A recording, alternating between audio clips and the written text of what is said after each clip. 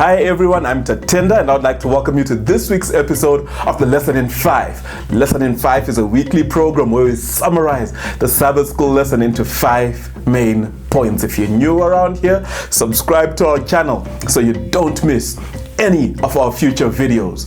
This quarter, our lesson is the promise, an everlasting covenant. We're looking at that relationship that God wants to have with you and with me.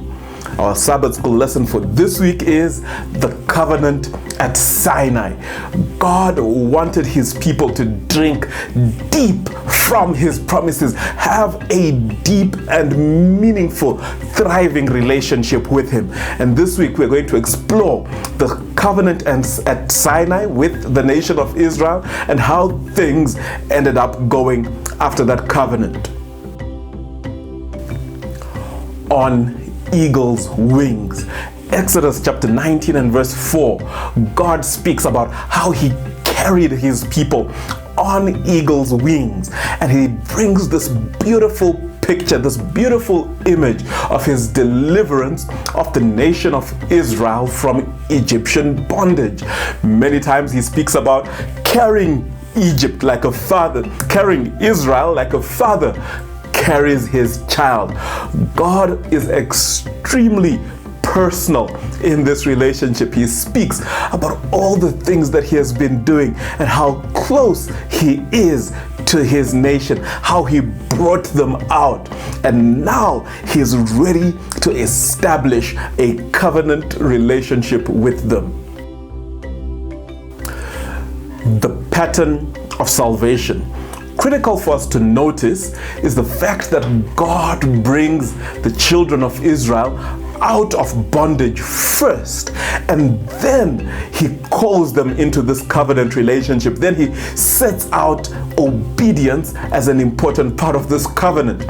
Also important for us to notice is how God was working with the nation of Israel. When he redeems them, he says to them, I have redeemed you. And the term that he uses there is a term that doesn't just mean someone who rescues you, but rather it's a very personal term. It means a close relative who delivers you. So God is saying to Israel, you may have been slaves, but I am claiming you as one of my own. You are now part of my family. I am your father. You are my children, and we are now part of one big family. The covenant at Sinai.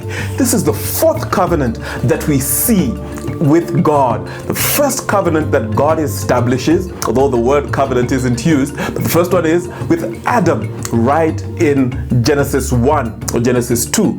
The second covenant that we see is the covenant that God establishes with Noah, when God calls Noah to build an ark. The third covenant is with Abraham, when God calls him to leave Ur of the Chaldeans, going to a land that God is going to show him, Abraham. And then this fourth covenant is the covenant that happens with the children of Israel. And what is important is God is the one who initiates this covenant relationship. The covenant is all centered and focused on God. God and Israel. You see, there's a problem that happened after God establishes this covenant with Israel. The people started to think that the covenant would help them somehow earn salvation. You see, this covenant or obedience isn't something that we do to earn salvation. Rather, obedience is the fruit of salvation. So how do you know that someone has been saved? You see that through obedience. So you don't obey in order to become, you obey because you are. That is an important lesson that Israel needed to learn. Promises. Israel was quick to promise that whatever God says, we will do. But they quickly reneged on those promises. They were quick to promise but slow to follow through. They thought in their minds that if they promised, if they committed to doing this, they would earn salvation. They thought that obedience would be a means to salvation. Yet obedience is meant to be the result of salvation. And the story becomes very sad because they miserably failed God many times. If you want to avoid failing God, you need to realize that your obedience is because of who you are, not because you want to be saved or you want to be something, but rather God makes you something, and then that which you have been made, when God has saved you, when God calls you Christian, being made Christian allows you to be able to obey God's law. That means we need to be focusing more on having a thriving relationship with God than on trying to obey the law. What do I mean by this? By this, I'm saying that grow your relationship, and the natural result of growing a relationship will be obedience to the law of God.